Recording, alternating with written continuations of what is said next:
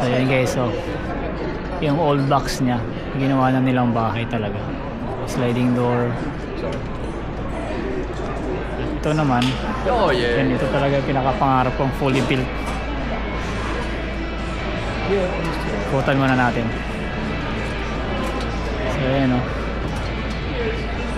Luma pa rin siya, ni-restored lang. So mga ganyan year din yan. Pero dahil nang pinagsos na dito kasi ayan o. Yung wheels yan, naka-split wheels na yan. Ito luma pa rin to. I don't know what year. Hindi ako nagkakamali, nakita ko to sa Instagram.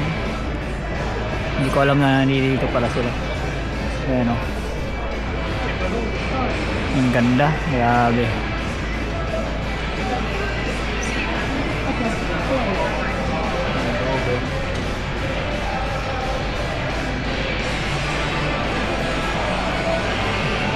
How are you? Very good.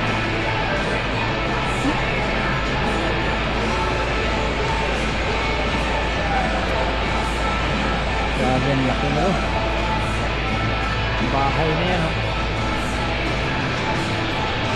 Ito na pinakapangarap ko. Lord, really mag-Lord, please.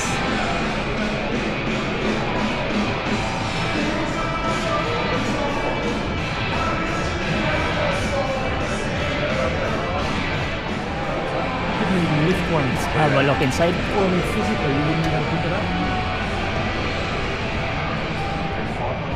Wow. So ito na yung meron siyang bed sa ibabaw na bababayan. Ito pwede rin convert into bed, kitchen, toilet.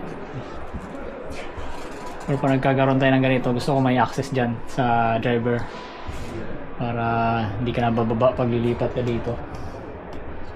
Anyway, yeah. Tapos yun, fridge. Alright. Ang ganda.